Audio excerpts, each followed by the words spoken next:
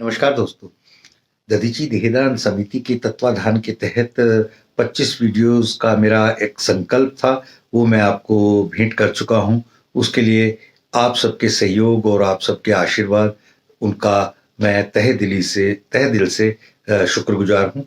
ये एक आगे मैं 25 अलग-अलग छोटे वीडियोस की सीरीज़ बनाना चाहता हूँ, जिसमें छोटी-छोटी कविताएँ और छोटे-छोटे लिंक होंगे, जिसमें हमारी आज तक की 40 वेबज़ीन्स हैं। उन 40 के 25 नहीं तो 40 हो जाएँगे ये वीडियोस, और उन 40 वेबज़ीन्स के लिंक्स आपको मिलेंगे, और साथ में एक छोटी-सी हिंदी में कविता, और वो कविता की जो सीरीज़ है वो मैं इस वीडियो में नहीं, अगले वीडियो से शुरू करूँगा।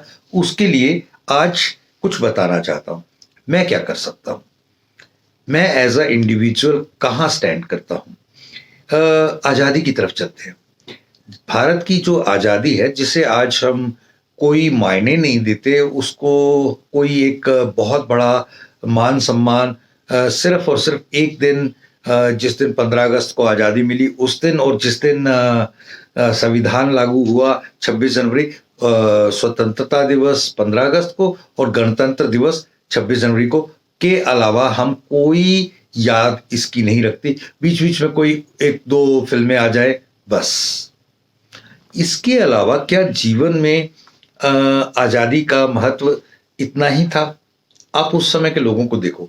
एक नर्मदल था, जिसके महात्मा गांधी और उनके अनुयायी पटेल, नेहरू और वो सारी एक जो पूरी प्रक्रिया थी, ये नरम दल वालों की थी। और एक था गरम दल। नरम दल को गरम दल जो थे, गरम दल थे, वो कौन थे? लाल बहादुर लाल, बिपिन चंद्र पाल, लाला लाजपत राय, और पाल कहा जाता था, एक मैं भूल रहा हूँ नाम। ऐसे बहुत सारे लोग थे, जिनमें भगत सिंह, राजगुरु, सुखदेव और चंद्रशेखर आजाद, सुभाष चंद्र बोस, बड़ी लंबी गिनती है, जिन्होंने भारत में रहकर, भारत से विदेशों में जाके, उधम सिंह, और कैसे कैसे लोग थे जिन्होंने आज़ादी से पहले इतना काम किया, इतना काम किया, इतना काम किया कि उन्हें भारत की आज़ादी का बहुत बड़ा योगदान दिया जाता है। नरम दल ने एक माहौल बनाया, गरम दल ने उसमें तीव्रता लाई। नरम दल को पनिशमेंट्स, बहुत सारी सजाएं मिली, और गरम दल को बहुत सारी फांसियां मिली, और इस पूरी प्रक्रिया में हर एक का अपना एक योगदान रहा भारतीय आज़ादी में, और हम किसी को एक को कम करके नहीं आंक सकते। हाँ, आज़ादी के बाद किसको कितना उस अपने योगदान के प्रति मान सम्मान या उसके लिए कुछ मुआवजा उसके लिए तो नहीं कर रहे थे, लेकिन वो मिलना चाहिए था। वो कईयों को तो बहुत मिला, कोई बड़े बड़े पोस्ट पे आ गया, प्रधानमंत्री बन गया, राष्ट्रपति बन गया, ये हो गया, वो हो गया, और उनमें एक भी गरम दल का नहीं था। गरम दल का बिल्कुल भी नहीं था। गरम दल के लोगों को इसमें भागीदारी शायद नहीं मिल पाई। उनकी भागीदारी केवल और केवल ज्यादातर फांसियों तक ही सीमित रही, काला पानी तक सीमित रही।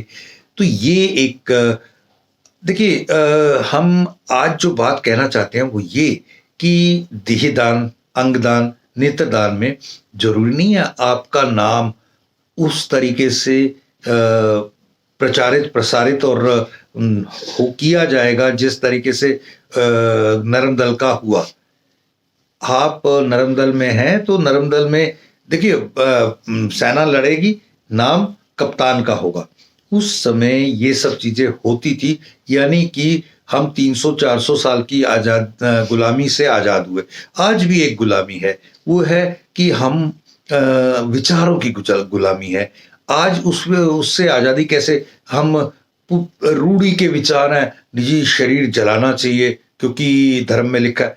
अरे 15वें अध्याय के 8वें श्लोक में ये निखित है कि जैसे पुष्प से उसकी गंध अलग है और जैसे ही पुष्प से गंध अलग हो जाए तो पुष्प का वजूद एक उस चीज की तरह है जैसे जिसको आप राख समझ सकते हैं। उसका कुछ भी किया जाना कोई मायने नहीं रखता। जब तक वो डाली के साथ था तब तक ही उसकी पुष्प और पुष्प की गंध एक थे। बाद में वो जो बची खुची गंध उसमें थोड़ी समय रहती है, उसके बाद वो भी खत्म हो जाती है और बाद में पुष्प खत्म हो जाता है।